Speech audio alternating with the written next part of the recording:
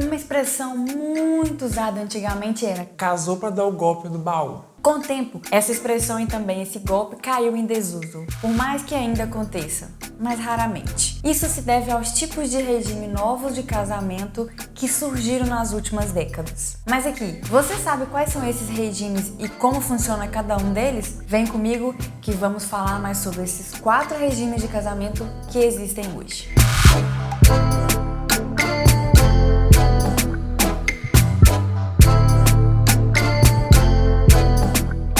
Olá pessoal, meu nome é Aline Soares e esse é o canal Informando Direito. Já deixa seu like nesse vídeo desde agora, se não gostar depois você tira o like. Compartilha esse vídeo com aquela pessoa que está indo casar e acha que regime no casamento é diminuir a quantidade de comida que come. Deixe nos comentários qualquer dúvida que tiver nesse tema e em outros também e bora pro que interessa. O regime de bens é um conjunto de regras que está relacionado à proteção do patrimônio dos nubentes. Para quem não sabe, nubentes são os noivos, é só mais um nome diferente que o direito arrumou. Então, os noivos, ou nubentes, que escolhem um regime jurídico antes do casamento. Eles podem escolher qualquer um dos 4 modelos que eu vou explicar aqui. Pessoas, para quem ainda não sabe, casamento é um contrato, é uma relação jurídica também que vem...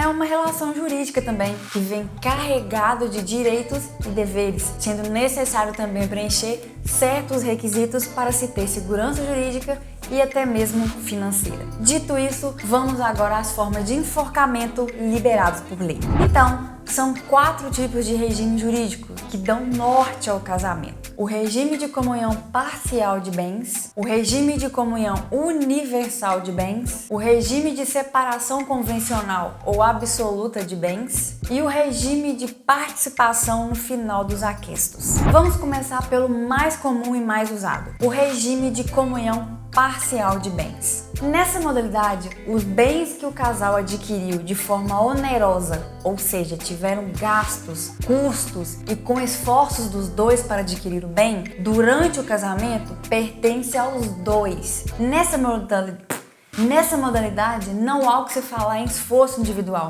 mesmo que tenha sido. Mas Aline, sou casado ou casada e ganhei na Mega Sena. Se eu me separar, eu vou ter que dividir? Meus caros e minhas caras, vai ter que dividir sim, porque foi conquistada durante a união dos dois. Então os dois terão direitos sobre o prêmio da Mega Sena. Porém, contudo, entretanto, todavia, existem bens que não integram a comunhão parcial, ou seja, esses não pertencem aos dois. São eles: os bens que cada um adquiriu antes de casar, os bens que a pessoa recebeu por doação ou por herança, os bens de uso pessoal, os livros e instrumentos da profissão, a remuneração do trabalho pessoal de cada um, as pensões e outras rendas semelhantes. Ah, Aline, mas e as verbas trabalhistas, FGTS e indenizações? Fazem parte ou não dos bens do casal? O Superior Tribunal de Justiça entendeu que é cabível a divisão no caso em que as verbas trabalhistas forem do período em que o casal estava junto. Concluindo,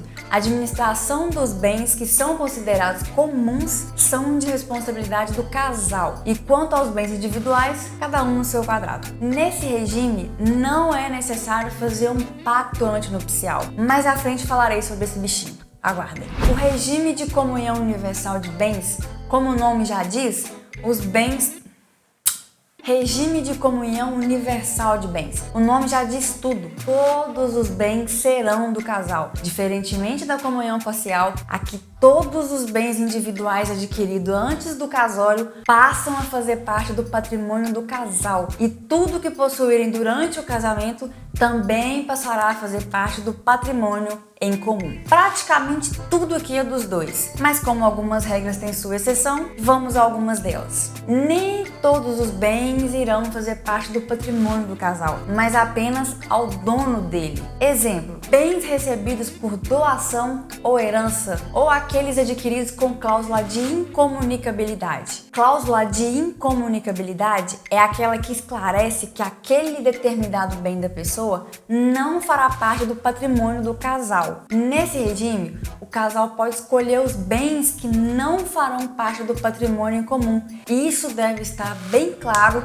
e escrito no pacto antinupcial. Fica aqui comigo que ao final desse vídeo explicarei esse pacto e a sua importância. Concluindo, os noivos poderão se casar sob o regime de comunhão total de bens, mas deixar claro e escrito que um determinado bem não fará parte do patrimônio do casal, ficando assim de propriedade única o cônjuge que o possui. Ah, Aline, mas dividir os bônus é muito fácil. Mas e as dívidas? Essas dividem também ou cada um no seu quadrado? Sempre que um dos dois fizerem dívida, qualquer um dos bens poderá ser usado para fazer o pagamento, porque, como eu disse, todos os bens fazem parte do patrimônio do casal. O regime de separação convencional ou absoluta de bens, mais conhecido como separação total de bens. Nessa modalidade, de forma bem resumida, é a seguinte: o que é meu, o que é seu. Aqui os bens não se comunicam, não tem um patrimônio do casal. O bem que é da pessoa vai continuar sendo dela. Os bens que forem adquiridos durante a união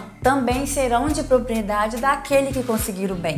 Muitos acham que esse regime é utilizado por aqueles que não querem dividir o seu patrimônio. Para administrar os bens aqui é mais fácil, porque cada um cuida do seu. Nesse regime, por exemplo, não é necessário a autorização do seu parceiro para nada. Como, por exemplo, no caso de compra e venda de algum bem, na comunhão parcial, os bens adquiridos no casamento para serem vendidos precisa de autorização e assinatura da sua parceira ou parceiro. Aqui, na questão financeira, a liberdade é absoluta. E as dívidas, como ficam? Essa questão aqui faz muita diferença. Como os bens não são comuns, o bem do outro não pode ser usado para quitar a dívida do seu parceiro. Cada um arcará com o pagamento de suas dívidas e com seus próprios bens. Esse regime deve ser estipulado no pacto antinupcial.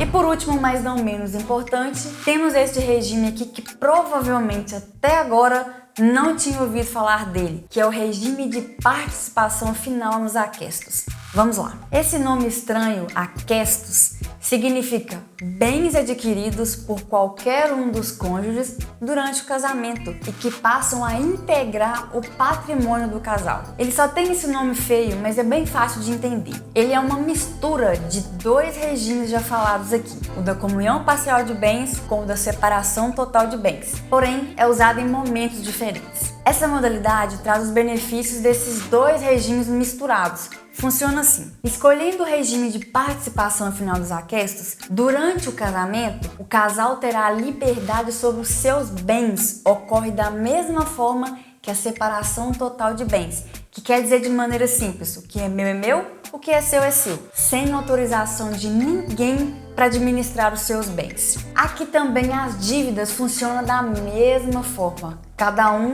com a sua. Chegando ao final do casamento, vendo que é melhor cada um seguir seu rumo, entra a parte do regime de comunhão parcial de bens. Lembram dele? É aquele que os bens adquiridos de forma onerosa, ou seja, com despesas, custos e esforços dos dois, formam o patrimônio do casal. Então, esses bens que foram adquiridos durante o casamento, mesmo que de forma individual, serão divididos em partes iguais para os dois. Isso mesmo, galera.